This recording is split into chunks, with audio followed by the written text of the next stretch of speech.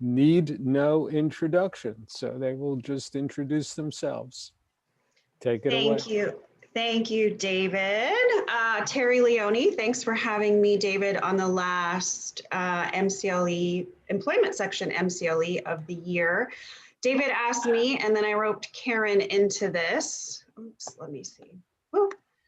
So I will introduce Karen. I am the founder of Leoni Law. Since Karen's the president of AWI, I thought I'd put a little something in there about me, but I'm going to be on the board of directors for CCBA next year. I have a full service labor and employment, which means I do a lot of different things.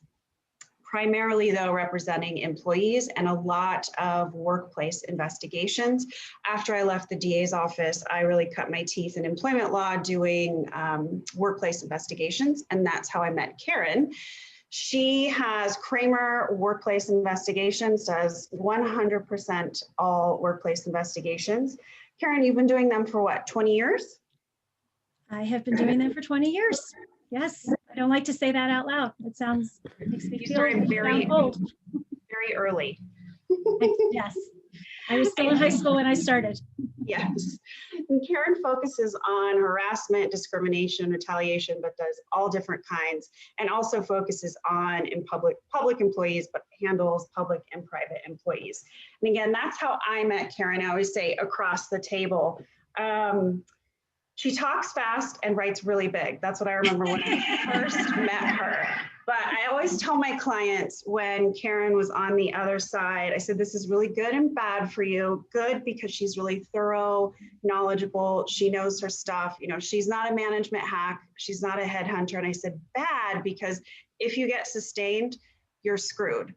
But I generally dropped an F-bomb. So I think Karen always impressed me. She was very credible, like I said, not a headhunter. And when I opened my own firm, we became friends and kind of a mentor. And I roped her into this. So here we Thank you, Terry, for roping me into this. Thank you. I'm happy to be here and do this. I mean, I'm talking about something that I'm frankly pretty passionate about. I've given my role as the president of the Association of Workplace Investigators, it's been a big part of my life now for, the association has been for the past 10 years. And so it's something I'm happy to share my thoughts about. And we're happy to share your expertise. And I was going to talk about AWI, an international group from what, Canada, the United States, and Australia. Australasia. We do have members though in Europe, Central and South America, Asia. So we're not as populated over there, but we're moving in that direction.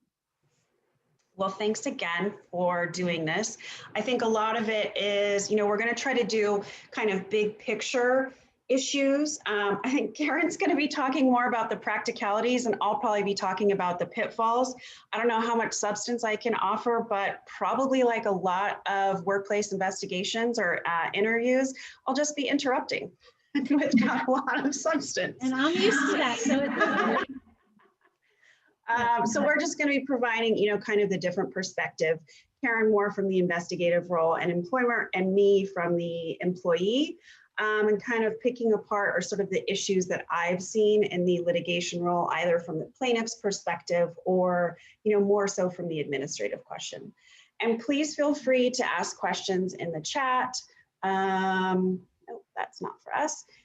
And then we have some time built into the end. Hold on 1 second. Okay, so we're going to start off with kind of the why and the who, and I think that's really what we're going to do throughout the who, what, where, and why. Again, just sort of those big picture kind of gray areas, and really talk about some of the best practices. Again, not the how-to. Karen teaches those classes, and they're, you know, sometimes a week long. All right, Karen, I'm going to turn it over to you, sort of the why we're here and why conduct an investigation. Thank you, Terry. And before we actually talk about that, I do want to do a little plug for the AWI Training Institute, which Terry just referenced, which is our week-long training program. Up until March of 2020, we held those in person in great venues, including Santa Barbara. We were supposed to be in New Orleans this year and a couple other places, but it basically is a 4.5-day training session, 4 days of training, half day of testing for a certificate that is awarded upon successful completion of the 3 assessments.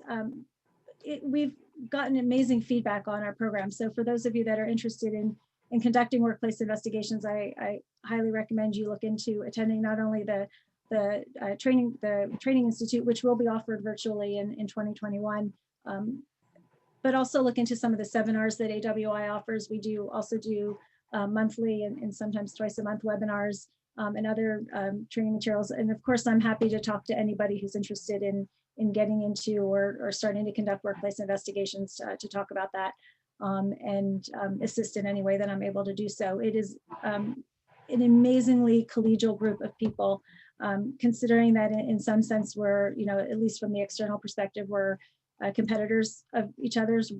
We are incredibly collegial. We not only help each other out on a fairly regular basis, but we refer work to each other back and forth based upon conflicts or availability or those sorts of things. And it's truly one of the most unique organizations I've ever been involved with for that very reason.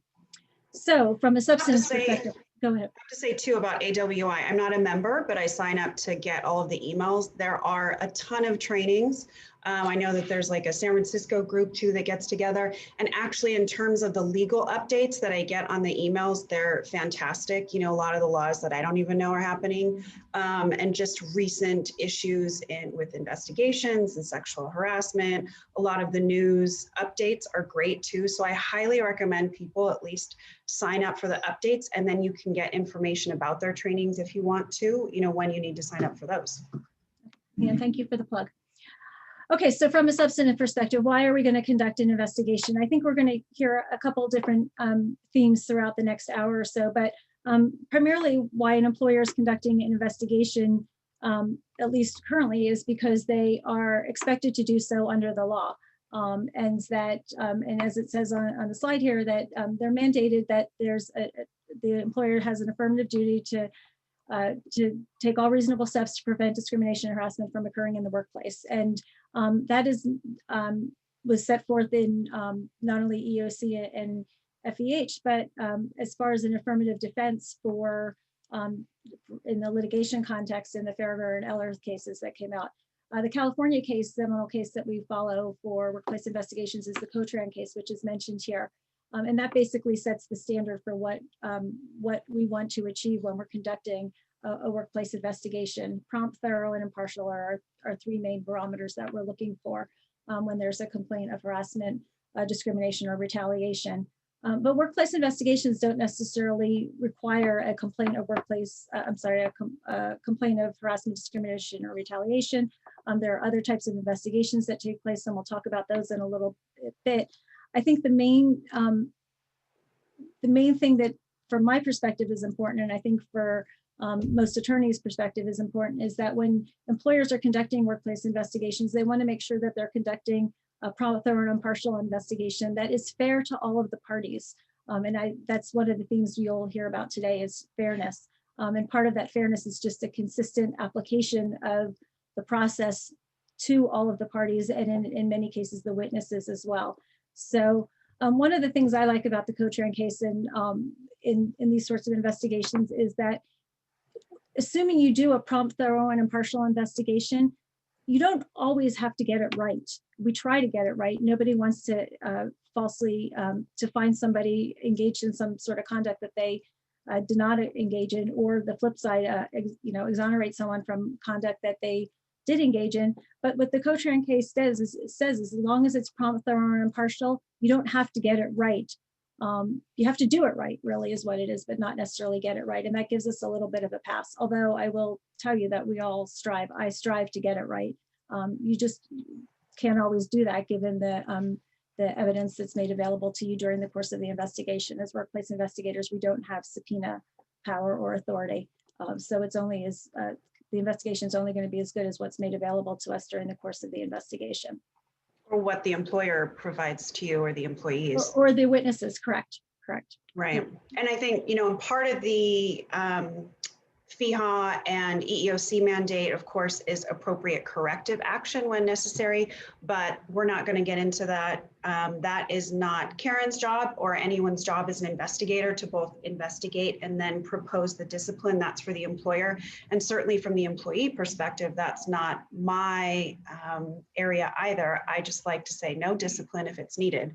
But we're really going to get into the second aspect of things, you know, what triggers the complaint, the prompt, thorough, and impartial investigation. I will just add a caveat to that, that there are internal investigators, internal being they work for a particular organization, a company of some kind, that not only do the investigation, but will also propose the appropriate remedial action, whether it's discipline or mediation or some sort of counseling or something along those lines. So it's not that it's never done, it's just typically not done by an external investigator such as myself. Do you think that's customary, Karen, or appropriate, or what does AWI teach? You know, we don't necessarily have a position on that because I think it's unique to the organization. Some organizations simply aren't large enough to have people that are going to not only conduct an investigation, they just don't have the HR staff to do both of that. And they might actually participate in the decision as far as the remedial action that's taken, even if they're not the actual decision maker. So we don't necessarily say it's good or bad to do that. I know as an external, I am not asked to participate in that process. And I wouldn't want to participate in that process. Going back to what I mentioned about fairness and consistency, you want to make sure that anyone who's been found to have engaged in certain conduct is being treated in a consistent and fair manner compared to others who have been found to have engaged in similar sorts of behavior. And I wouldn't necessarily have that background or knowledge as an external investigator. Got it, thanks. Okay, so what triggers the investigation? Typically, it's the knew or should have known standard. You're going to be relying on supervisors or managers to have their eyes and ears open for these sorts of matters. A reasonable suspicion is enough to trigger an investigation. I think, again, I go back to the important thing here is that there's consistency, that your supervisors and managers are consistently paying attention to these sorts of things, that when they knew or should have known in one case, they knew or should have known in another case, as far as what sort of behavior is taking place, and if they need to report that or elevate that up through either the chain of command or directly to a human resources department. The legal standard that an employer is held to is knew or should have known. So when your supervisors or managers know that there is some sort of harassment or discrimination taking place, there is an affirmative obligation on the employer's part to respond.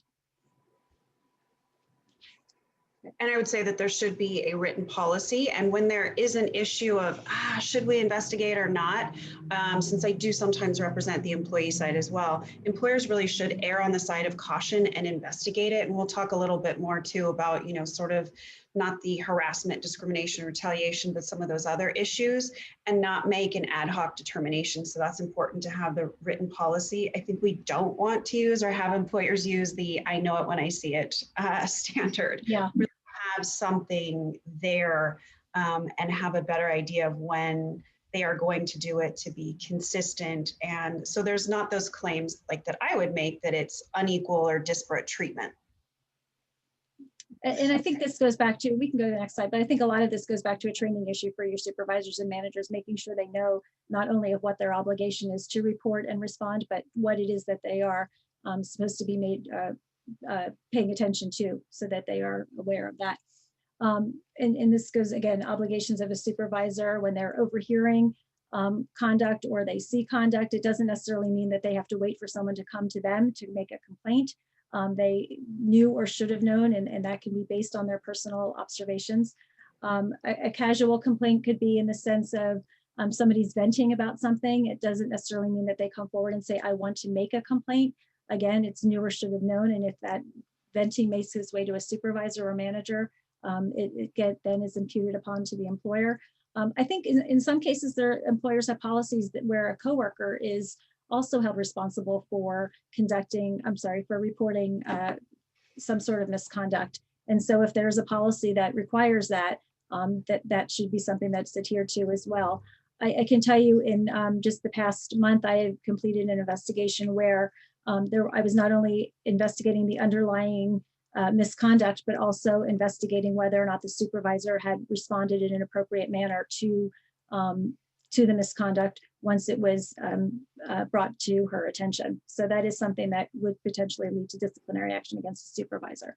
Right, and I represent a lot of management associations, unions, and the public employees, and I'll more often than not get the failure to report type issue where they observed something, saw something, or someone was making that casual complaint. And I think the casual complaints are really important for employers to understand and really kind of broaden their horizons. I think when people make those, it's their fear of coming forward or making that formal complaint. And supervisors and employers really need to keep their ears open about that. You know, I mean, I think I was reading something, it's like, oh, Bob is pretty handsy, or, you know, why is he always giving massages? That really should trigger some sort of reporting requirement, in my opinion. Yeah, so oftentimes what happens is, and I'm doing an interview with someone who brought some concerns forward, people don't want to be identified as a complainant. They think that there was, they fear retaliation. They don't want to be labeled as a troublemaker or, you know, disturbing the workplace in some way. And so they might say it in a kind of very casual manner, kind of maybe even a sarcastic manner, something along the lines of the questions that you posed. And that doesn't necessarily mean that because there's no formal complaint, there's nothing in writing, there's nobody coming forward and saying, I would like to make a complaint. That doesn't mitigate the responsibility of the employer to respond to those sorts of concerns that are brought forward. And I had an attorney recently respond to one of my demands saying, well, you know, your client never used the words sex or sexual harassment or sex discrimination, you know, kind of what we put here, the legal jargon. So, you know, we don't think that, you know, your demand has any merit. And I think from a perspective of, I would think from an investigator, an employee or employer, you shouldn't rely on someone, a non-lawyer, using those types of legal words. Yeah, I don't think you need to say the legal words to trigger an investigation. And in fact, so often employees throw the term hostile work environment around when they're not, you know, which has a very specific legal meaning, and they're not necessarily using it in the correct legal meaning. They don't necessarily mean that they're being mistreated based on some sort of protected category. So the flip side is also true, that, you know, just because they use the term doesn't necessarily mean that they think they're being discriminated against based on a protected reason. But when they say hostile work environment, toxic work environment, I'm being treated differently, any of those sorts of things, disparate treatment, whatever it is, harassment, those sorts of things should potentially at least trigger further inquiry into whether or not an investigation is warranted. I often have supervisors, especially, have people come to them and say, can I tell you something in confidence? And I've had them call me and say, I don't know whether I should report this or not because my, you know, subordinate wanted to keep this confidential. What do you think about that? I think it depends what it is. And if it's something that would potentially rise to the level of either a violation of employer policy or potential illegal conduct, it needs to be reported. And it is, it puts a supervisor who is also potentially a friend or at least a, you know, close colleague with somebody in a difficult position, but at the same time, they have an obligation to the employer to report information of that nature up through the chain of command or directly to human resources, whatever the policy requires. Again, as a supervisor and a manager, they're held to a different standard than potentially a coworker or a lower line level employee might be. And they have an obligation to protect the employer, as well as the employee for that matter. Yeah, and themselves too, you know, for their personal liability. What about anonymous complaints, or kind of what I see more often, and I think you and I have probably had cases where I've been sitting across from you, like the rumor mill. Oh, we've heard that Terry is doing this, so we're going to start an investigation. What are your thoughts on that? Yeah, sometimes they're very hard to investigate, but you do at least put an effort forth to investigate. And I think the important thing to remember with an anonymous complaint, and this can come in through a hotline or some sort of anonymous letter, you know, the good old fashioned way, US mail with a stamp and no return address and signature. Or it could come through, just like you said, the rumor mill of what's important to focus on when you're doing the anonymous complaint is not necessarily, it's not an investigation to find out who made the complaint. It's an investigation to find out what was reported. Is there any merit to what was reported? Do we have some sort of harassment, discrimination, retaliation, misconduct going on in the workplace that we need to look into? Oftentimes, those anonymous complaints will identify somebody who is accused of the misconduct. So it might be a good starting point to talk to the people that are within that person's immediate work group. Again, depending upon the allegations, there are ways to conduct a thorough investigation into an anonymous complaint. And the fact that it's anonymous shouldn't mean that it's automatically dismissed. Okay. There we go. Okay. I think we've talked, a fair amount about this. Just a reminder that the investigations and responses to the investigations, right, should be consistent, equal among the employees. One employee shouldn't investigate versus the other. Having a written policy, avoiding the disparate treatment. I think we talked about some of these issues yesterday, Karen, and I can't remember. We talked about differences between sort of the complainant and victim, or what are witnesses. Now I can't recall. Well, this goes back to something I said initially, is that you want to make sure that everyone involved in the investigation is being treated fairly and consistently. And I think about it in the context of, if somebody makes a complaint about some sort of behavior and it's kind of shoved under the rug, and then 3 weeks later somebody else comes in and reports similar behavior and a full-blown investigation takes place, and then you have you have disparate treatment with respect to the investigation itself, separate and apart from the underlying conduct. So for my purposes, I want to make sure that everybody's being treated equally as far as not only getting the investigation, but during the course of the investigation. And oftentimes employers have policies that set forth what the different parameters are for an investigation, different timelines involved, that sort of thing, to help maintain that level of consistency. Thanks.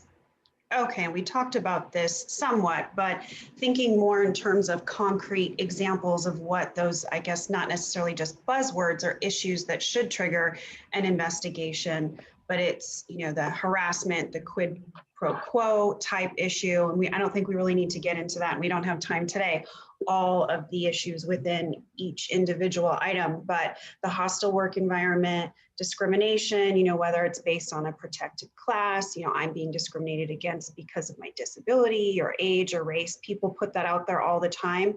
And again, in terms of responding to consistently, it should be investigated. And that's the new or should have known standard. Retaliation, whistleblower, and really thinking beyond, just those traditional issues of sexual harassment or racial discrimination is really important. The verbal, physical, nonverbal, visual, there's a list of them here, but again, we don't have time to get into everything here, but just thinking about some of those issues that should trigger the investigation. Now, what about, we talked a little bit about this earlier, bullying, abusive conduct. What are your thoughts on that, Karen? I have done more bullying and abusive conduct investigations in the past 3 years than I think we have ever done. It's not necessarily illegal in California to be a bully. It is part of the 1825 training that's required. And so I think people are more educated about it. From my perspective, it's not acceptable in a workplace, and no employer should want to tolerate anyone treating another employee in an abusive manner. It is defined in the by the Fair Employment and Housing Act. And so it has actually, I think the definition is kind of broken down into the chart that is on the screen here. But there are difficult investigations to do unless there's some level of cooperation. So they often require a pretty extensive investigation, more so than a lot of employers would like to take on, because it often turns into more of a environmental assessment, what's going on in the workplace. Do you want to talk to others in the work group? And oftentimes what I refer to when there's a bullying, abusive conduct investigation, it's more of a toxic work environment. It's not necessarily hostile work environment where protected category or conduct is required, but toxic work environment, where it just is such a toxic work environment, everybody or most of the workplace is miserable because of how people are being treated in the workplace. There are organizations that have very strong policies against this, civility in the workplace, respect in the workplace. It might be part of their mission statement. So to the extent that it's a potential violation of an employer's policy, it should be investigated and addressed seriously.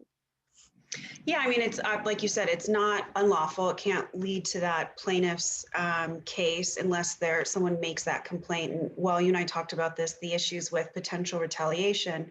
But if someone does investigate their internal policies and they investigate bullying for one person and not the other, they really should keep it consistent. Do you think, or have you come across employers who really only investigate, what's listed, those unlawful acts? Yeah, there definitely are some employers, or maybe not even employers so much, but certain situations where an employer does not necessarily want to investigate the non-EEO related allegations that are made. And we'll talk about this in a little bit, but from my perspective, the employer gets to determine the scope of the investigation, and I don't manage that. And they might have a variety of reasons for not wanting me to include the non-EEO issues in it. They could be working on it through some other channel, not necessarily through an investigation, but more of a mediation or coaching perspective. It could be something that has already been addressed that I am not aware of, and someone just keeps repeatedly complaining about it. So there's lots of different reasons they might not want me to include it. And some might just feel like I'm not wasting the time or resources, financial resources, on an investigation if I'm not legally required to do so. Again, it's up to the employer, not necessarily advisable, but it might be that they have their own reasons for doing so. Do you approach your investigations differently if it's the, EEO kind of DFEH, unlawful harassment, discrimination, retaliation versus the internal policy violation like bullying? No, not necessarily. I think from my perspective, an investigation is an investigation. I'm going to go about it the same way. I think that the differences might be related to the type of report that's done at the end of the investigation. If there's potential legal issues involved that could result in litigation, the employer might want a more formal report. If it's more of a bullying, toxic work environment sort of investigation, they might not need a full-blown, what I call a full-blown report that summarizes everything everybody told me. They might want more just of a summary of it, not so it doesn't, it's not quite as an extensive a report, not as lengthy and easier to digest in that regard.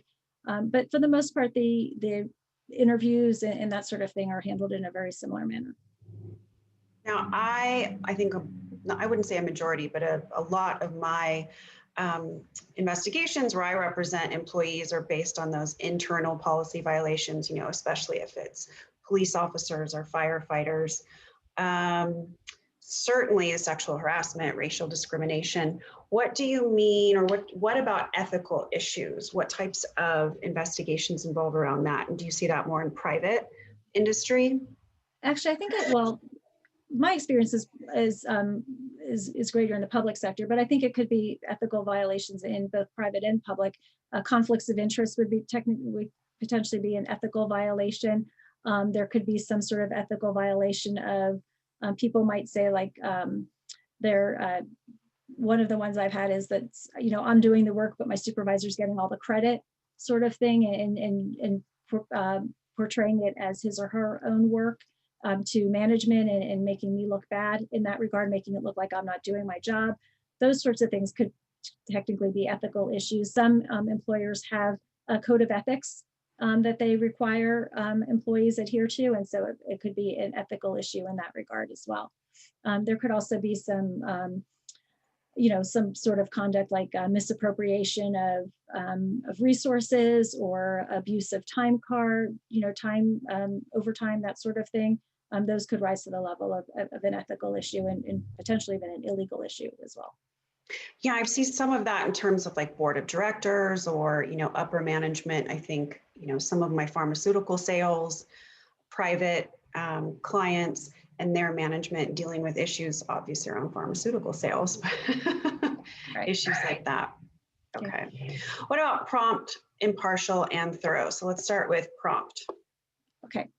I think the most common question that goes along with prompt is, what does prompt mean? And we know what it means from a definition perspective. There's no right or wrong answer as far as what is prompt in the investigation context. I think you want to do it as promptly as possible, given the parameters of what you're working on. So there's really no set timeline, although I shouldn't say that.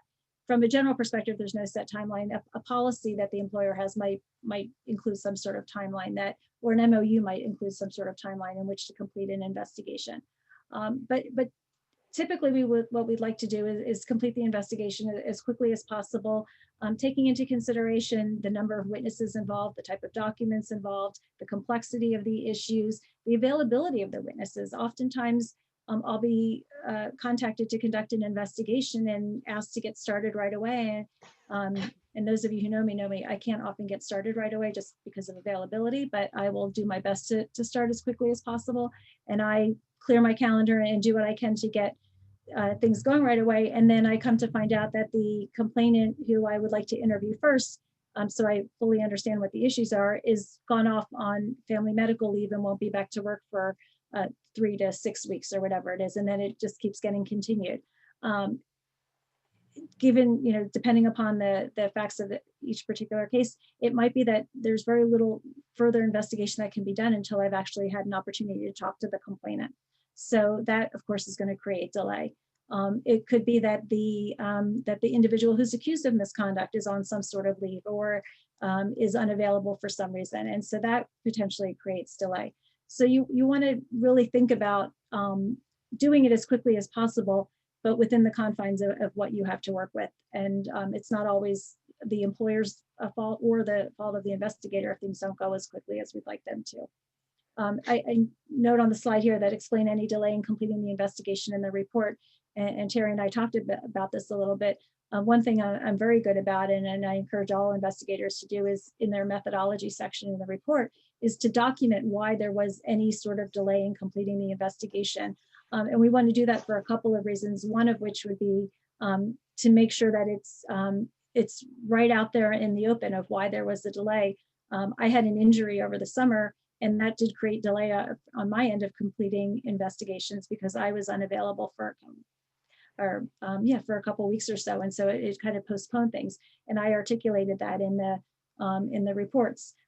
We had a shelter in place that went into effect in March, and everybody kind of shut down for a couple of weeks. And so the investigations I was working on in the middle of March just kind of came to a screeching halt because really the entire state was just kind of frozen. We didn't really know how to handle everyone working from home, and really this didn't, doing the investigations didn't seem like the priority at the time.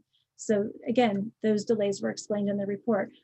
I think it's important to do that for a couple of reasons. One is if you're challenged on why it took so long to complete an investigation, it's right there in the report, and it kind of undermines any potential argument. Takes the wind out of my sails when I can, when you have that right in your report, or when it's the complainant or my client wasn't available or a witness wasn't available. Then I can't pick it apart as much in front of the arbitrator or a judge. Right. And then the other reason too is that oftentimes when I'm being challenged about my investigations, it's a year or more after the fact. And I would never remember the minutiae and the details regarding the delay if it's not actually documented in the report. So I think it's helpful in that regard too, because typically when my investigation is going to be challenged, it's going to be challenged a year or more after the fact, after it's been completed.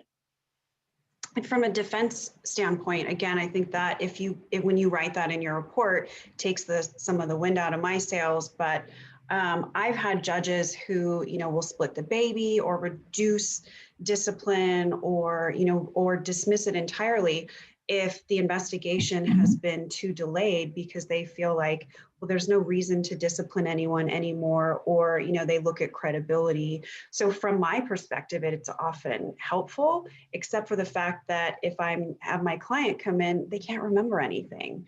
And are they really saying, I don't recall, I don't remember, or is then the employer going to say that they're being dishonest? So I would prefer, although I can poke holes in things, having a prompt investigation is better in the long run, especially for, availability of witnesses and memory. investigating something 5 years later is just absurd. But it happens, and I want to make sure everyone knows that it does happen. And certainly, several years ago when the Me Too movement started, employers were investigating incidents that happened 10 plus years earlier, because that's when they were becoming aware of allegations of, at least with respect to Me Too, primarily sexual harassment situations and oftentimes sexual assaults. And they still had one of their employees, one of the parties involved was still in their employ. And so they wanted to do what they could to make sure that they had adequately captured what occurred. And so, it's amazing that the human memory is as good as you want it to be in a lot of cases. And so people who do remember things that happened years and years ago, it's because it was such a significant event to them that they remember it. The people that don't remember those sorts of things, because it wasn't a significant enough event, it was something that they chose not to remember. Or, oftentimes those things are documented too, and they just still weren't reported. So at least might be some contemporaneous documentation. Right, it's sort of running afoul of the triggering aspect, but they still have to investigate. All right, and hopefully everyone is laughing. The Who, Karen didn't notice this, but The Who. I was so worried. Yeah, and by the way, Terry gets all the credit for preparing this PowerPoint, which I thought was so cool. I just love the graphics and even the colors of it and all of that. And again, anyone who knows me knows that I'm happy to do any sort of training as long as I don't have to actually prepare the PowerPoint. So, well, at least there can be bright pictures if they're not paying attention to what we're saying. Okay. So there's a question in the chat that I think I'm going to be able to answer here. I missed that. So I don't want it to think that it's being dismissed. The question is, do you think there are circumstances under which an investigator needs to recuse himself or herself? And if so, what are some examples of those circumstances? Oh, we just got there. And I think and I saw the question a little bit ago, but I held it for this slide because in addition to being prompt and thorough, it is incredibly important that the investigator be impartial. The whole world of workplace investigations is premised on the idea of doing an independent workplace investigation so that all parties are getting a fair shot at providing their version of events. So you want to use someone who's unbiased, who's neutral, not just in actuality, but in perception as well. And the perception issue is important for the parties to have some sort of closure to this situation, because, and I'm assuming Terry can attest to this quite a bit with her clients, is if an investigator appears to have a bias or is perceived by a witness to have a bias, a party to have a bias, and then the person is subsequently not given the end result of the investigation that they're looking for, either their complaint has not been substantiated or they're found to have engaged in some sort of misconduct, the whole process is undermined. And it really does not help move forward in the workplace and kind of put the situation behind and have everybody move forward in a direction of working together. Absolutely. And this is one of the biggest parts where I hit early on if I am representing a client. Hey, you can't, do this investigation. You were a witness to it, or, there was some beef in the past. And most of the time it's based on, something that my client is saying that, oh, we had a fight in the past before, or, it's really with the internal investigations that I see this more often rather than the external, or he slept with my wife, or we had this issue. I raise that. So in the end, if my client is disciplined, more often than not, then it takes the wind out of my sails. But I want a neutral, impartial investigation from the outset. And I put, not embroiled or involved in the controversy, because there's case law, and that's the case that I use more often than not when there is an issue with, generally, again, the internal investigator. And I can't think of the case offhand. I don't think it's PERB, but that really the person should not be a witness to the event, overhear it.